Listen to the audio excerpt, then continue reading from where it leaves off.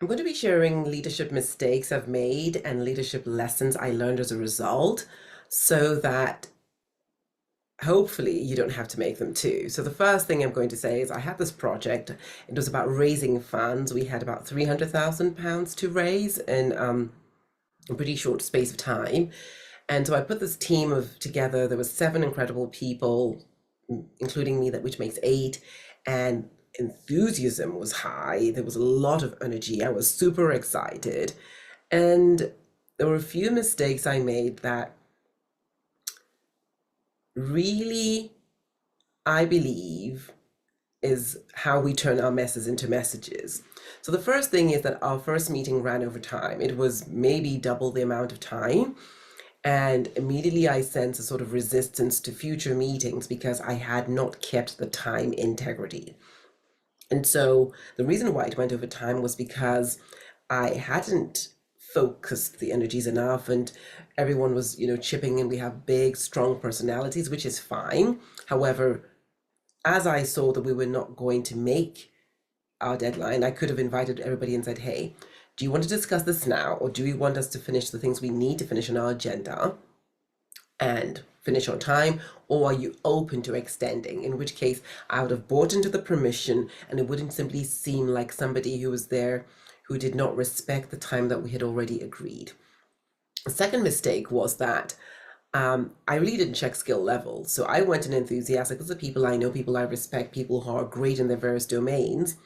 And checking skill levels is something I recommend everywhere. It's not a sign of not trusting people. It's not a sign of micromanaging. It's simply understanding at what level people are coming in for a certain task.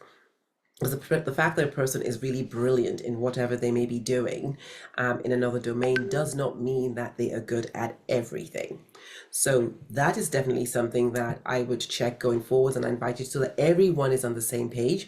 And if people require support, then they can ask for it, or you can suggest it as well. Another thing as well was I definitely underestimated my own gifts, and I didn't offer clear guidelines. I could have. For many years, I have had experience in sales and network marketing, in enrolling people in their visions. And not everyone has that experience. And because sometimes we just believe, oh, because I've done it, you don't really respect that experience, you don't value it, and you think everyone has had the same. Not true.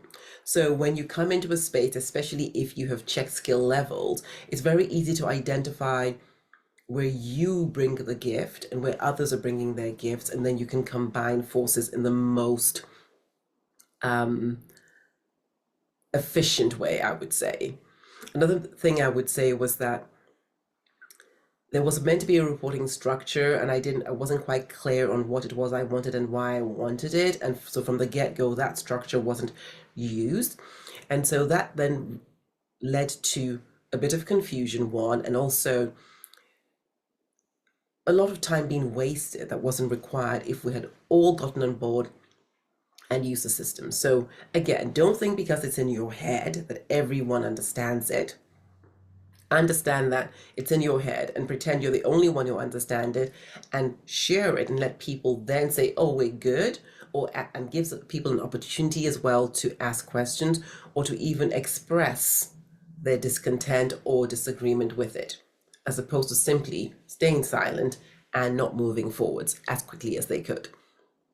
Now, one thing I invite every leader to do as well is when you start a project, share what your vision is, even though it may seem like, oh, everybody knows, and invite other people to share their vision as well. This is a great opportunity to see where there may be misalignment or where there may be great alignment. Either way, do not take it for granted. Now,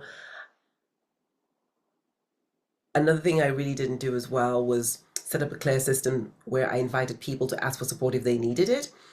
And I think it's important to preface this kind of project, so any project, with an invitation which says that asking for support, asking for help is not a sign of weakness. It's really the way in which we can move forwards quickly without anyone straddling. And perhaps most of all, it's important that when you step into a leadership role, which is a role of service, it's not about being the boss, it's a role of service.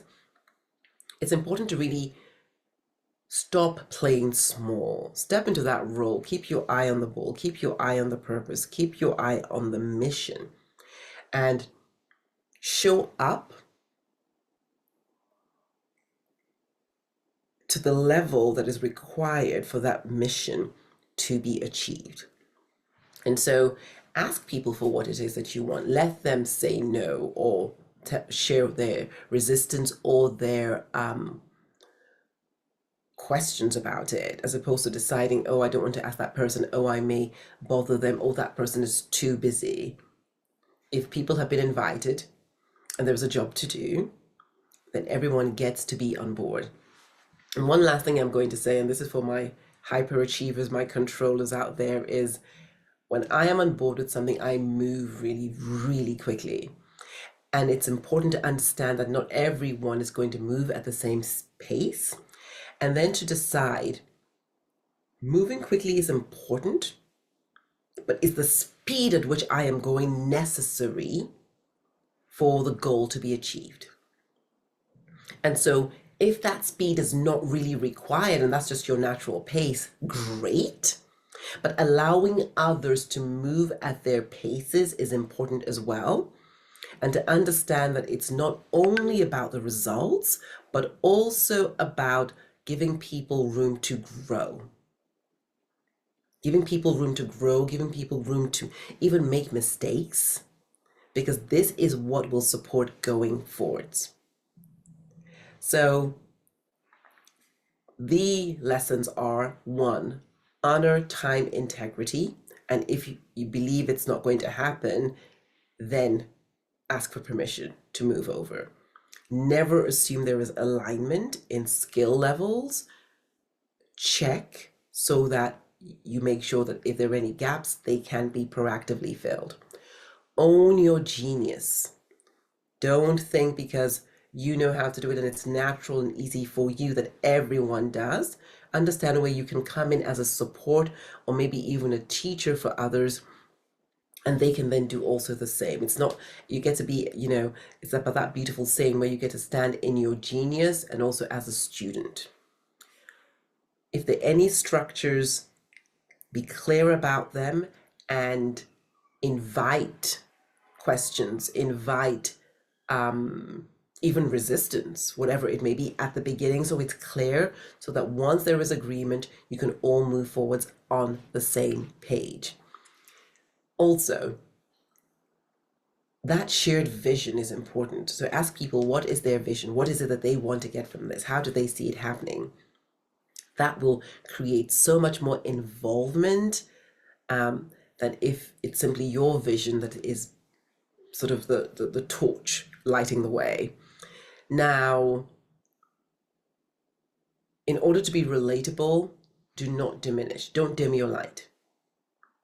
Ask for what it is you want, no matter who it is that you are happening to work with, and then let people then respond as they want to. So these are the things, mistakes I made and lessons I've learned, and I would love to hear which ones you've made before, and what you heard me say, and which ones you're going to start implementing going forwards. And I just want to end with this. Leadership is not about being a boss. It's not about the authority. It's about the extent to which you bring your gifts in service of whatever it is you're choosing to. With this, love and light. Bye bye.